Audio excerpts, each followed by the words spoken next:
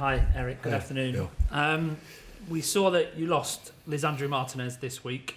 How big a blow is that? And is anyone else close to a return this week? Perhaps Mason Mount, Aaron Wan-Bissaka? It's setback, of course. Licha just returning. You see his contribution to the team when he's playing. So he brings, apart from his technical skills, also mentality in the team. But it's a big setback for Licha. He's very disappointed about it, but he's a fighter and he will be back. He will be stronger back. We think he can still be back by the end of the season. So there are games to play, and as a squad we have to replace him, and we have very good players in that position who can play there and will play there and will perform there. So as a squad we have to deal with it. And then the second part of your question, Aaron Wan-Bissaka today he was training, but then he dropped out. So I don't know in this moment where he is. What is the diagnosis? Hopefully it's not too bad. And Mason and Ty are not ready to return into the squad. So Jim Ratcliffe has been quoted as saying he wants Old Trafford to be a Wembley of the North going forward. I just wonder, I assume that's music to your ears, but as a manager, would you welcome changes to the stadium, even if it meant you had to perhaps play away from Old Trafford while the work was done? So if that's his view, then I would say it expresses the ambition of this club, which is good. But further on, it's not my task in this club to deal with stadium questions, with facilities. My job is to perform the team, to manage the team, to build the squad. In terms of your team, the form has picked up magnificently in recent weeks. You're on your longest unbeaten run of the season now, and the goals have started coming as well after 18 in your first 18 league games. I think you've scored 13 in your last 5. Were you always confident that would happen? And is it kind of the fact that Rasmus has found his form, Garnacho on the right, that it's clicked? Yeah, players need time, especially young players. You mentioned like Rasmus and Alejandro. They need time, but also they need a team. And so those two facts were not there in the first part of the season. The team, and we had to make a lot of adjustments in our way of play, and so it was by stages it was difficult to serve the offensive part of the team.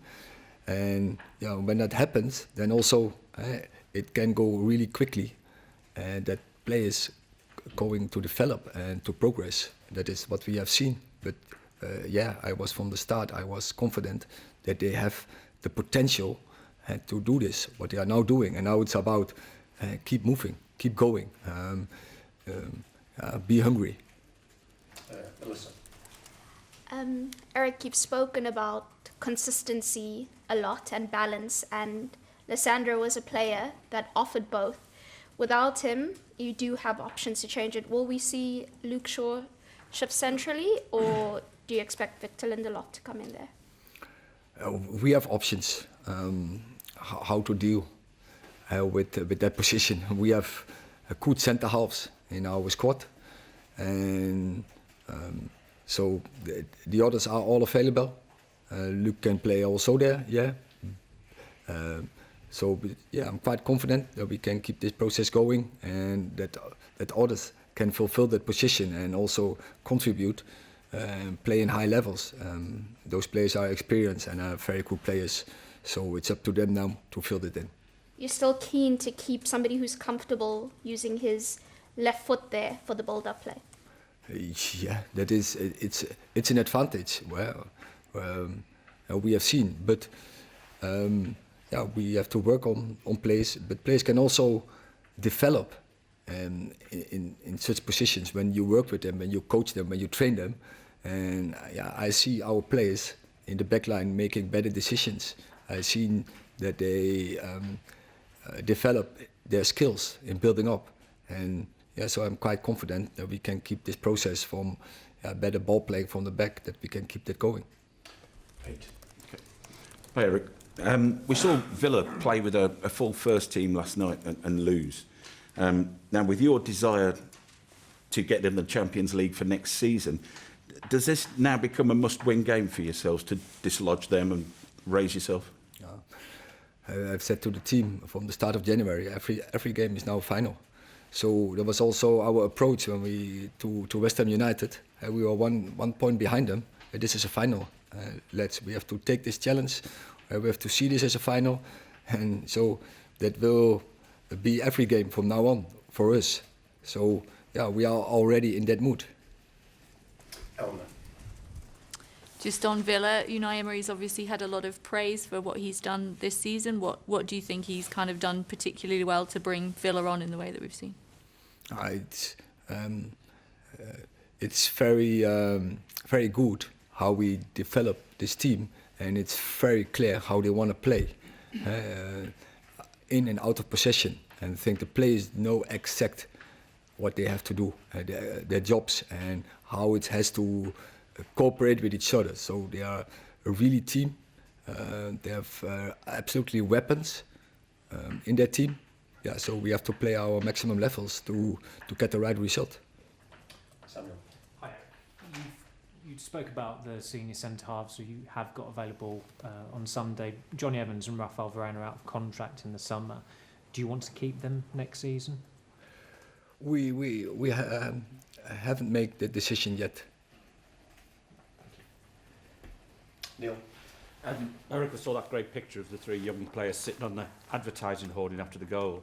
How would you describe the relationship they have on and off the pitch, and has their sort of have they brought a sort of excitement to the squad, do you think? Yeah, I think they enjoy to play together. There's adventure. They are a danger. They want to do it together. They want also to pass the ball to each other. That everyone can play to the qualities, and also that everyone can score goals.